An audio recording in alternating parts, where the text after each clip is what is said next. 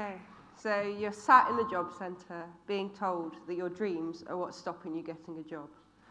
You're not qualified enough for the jobs you'd love to do, and you've got far too much experience for the jobs that are available. You're out of work because of a recession that you had no influence over because of your age, and you know to be more fiscally successful than your parents is a pipe dream, because even if we do get the chance to buy our own houses in my generation, they're not going to be worth 10 times as much in 20 years' time. Your whole outlook on life is governed by the fact you need money and you constantly lack it. We're taught not to settle. We're taught to have dreams and we're taught to push ourselves. But because now we won't go backwards and we won't settle for not having our dreams, we're asking too much. Is it any wonder that now, in the under 30s, the rate of depression, mental health issues and suicide is skyrocketing? We're really being set up to fail. We measure how successful our life is by tangible figures, things that can be quantified. What we actually should be measuring is the untangible, the things, how those facts and figures make us feel. I think initially when I was asked to do this talk, it was because of my work in reuse. As a day-to-day thing, I remake, recycle, upcycle, and I also work as a nutritionist in which I remodel people's diets. But what I realised while writing this talk, what I actually wanted to say was why I did this. And the reason I do this is to get people to look at how they view their own success and to remodel their way of thinking. So, to do this, I'm going to explain how I remade mine.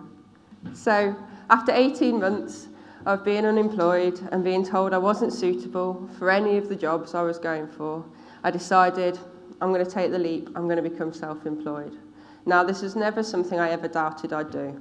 I always knew one day, after watching Only Fools and Horses, that I would be a millionaire eventually and go it alone. So, it wasn't something I thought I'd ever do, though, because of my sanity, and that's the reason I had to do it. You know, I'm not one of these people that can sit at home watching Jeremy Kyle and be satisfied with life. So I started working for myself. I started doing any sort of work that I could get, basically, so a lot of creative stuff. But the problem with creative work, and I know if any of you are in that industry, you might have experienced that, because you're naturally talented at something and you enjoy it, people expect you to want to do it for free. So, can you do this doodle? Can you mock up this web page for me? Oh, just make this look pretty. If I turned around to them and said, could you stack this shelf for me? Or could you write this business proposal? I think they'd probably come back with a different answer. So, after a few months of doing this and no money coming in, I decided that I'd do the only sensible thing I could think of at the time and go off to the music festivals for the summer. So I got a job working in welfare at the music festivals, and I really wanted to find myself. But what I actually found was a bunch of really hedonistic people who were so naturally talented at all this creative stuff. It really actually frustrated me, because there was I struggling to be a creative and to make money, and they had no ambition of financial reward for their talent. All they wanted to do was have fun. So we had a lot of fun over the summer. That was achieved time and time again. But also what I realised is that they did want to be successful. It was just their vision of success was totally different to mine at the time. Their vision of success came through the friends they made, the experiences they shared, that feeling of collective love that you have at a festival. You know, a successful summer for them saw them no further up the career ladder. You know, no more money in their pockets, but that just feeling of where's the next bit of excitement going to come from. So getting back from the festivals in the summer, I realised that unfortunately for me, that hedonistic view on life just wasn't going to be enough. You know, I desperately wanted it to be. I just wanted to go and play around in the fields all the time, never go and get a proper job. But I just couldn't let that sit with me. So what I decided to do at the time was what I thought was a bit of a compromise. I'd combined my love of business, structure, rules with my love of hippies, sustainable living, art and delicious food. And I set up my own business.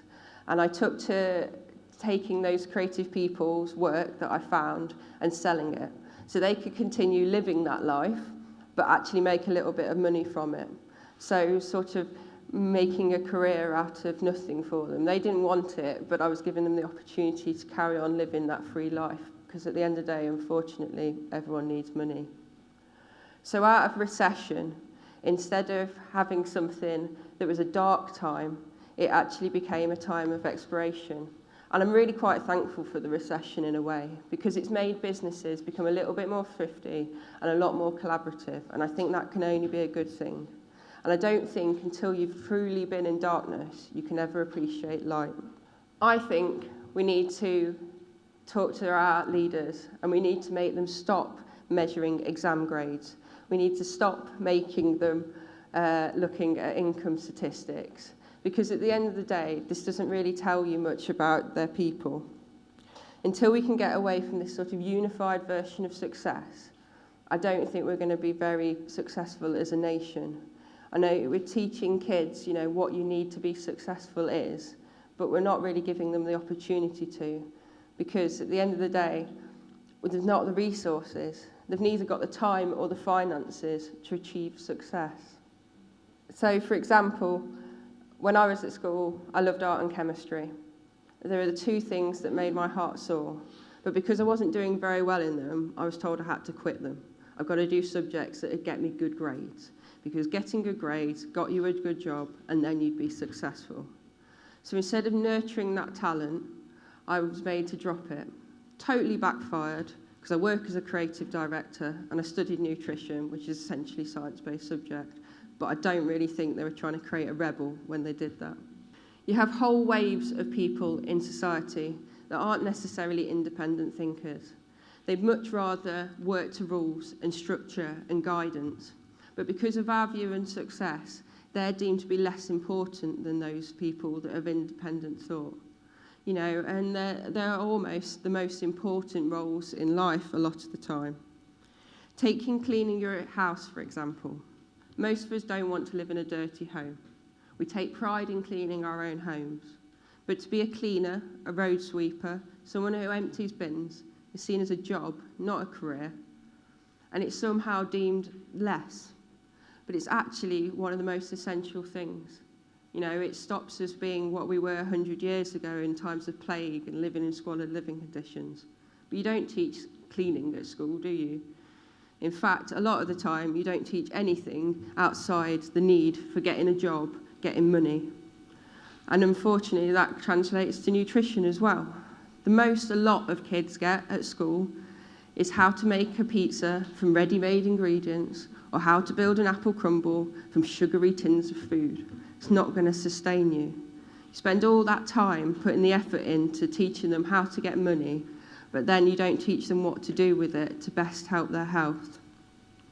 So we're all different as a species, and I think that's what the beauty of being human is. And we've all got our role to play in the collective hive of life. Now, what we deem as the worker bee, I believe that their society would see as important as the queen, because without that worker bee, she'd starve and she wouldn't have anywhere to live. While I was researching for this talk, I came across the King of Bhutan. When he took over his very small country, he was asked about the economic status. He replied by saying he didn't care. What he was interested in was his nation's happiness, and he set about creating the first gross national happiness index. In the West, we measure our gross national product. Okay, so in our last UK census, which cost £480 million, and may I add, the Office for National Statistics thought that was very good value for its people. It asked stuff like age, health, sex, immigration, marital status, qualifications, whereas the Gross National Happiness Index asked things like community vitality, time use, standard of living, what they thought of the people governing them. The problem with the gross national product is, if we sue each other more, we hire more lawyers, the gross national product goes up. But is that good? If we need more police because we're scared, we need to buy more locks, louder alarms. The gross national product goes up. But again, is that good? If we go to war, we invest in our military. We buy more tanks, planes. Again, the gross national product goes up. So in a sense, that's saying that our national well-being is greater because of those things, when actually what would be greater is if we lived in a world, dare I say it, full of peace. Beyond the subsistence level, the marginal value of money drops off very steeply. Pretty much everyone in this room knows that money does not buy you happiness, yet we still insist on measuring our nation's well-being on that monetary value.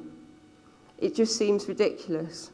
This simple table looks at what the gross national product counts and what it doesn't count.